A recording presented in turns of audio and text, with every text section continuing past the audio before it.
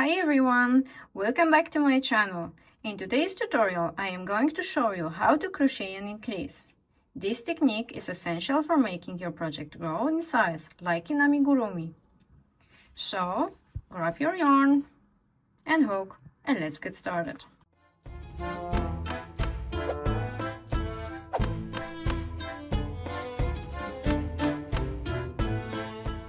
To demonstrate, I will be using a single crochet stitches. To increase, first insert your hook into the next stitch and make a single crochet like you normally would. To increase, insert your hook into the same stitch again and make another single crochet. You've just increased by adding an extra stitch in the same spot.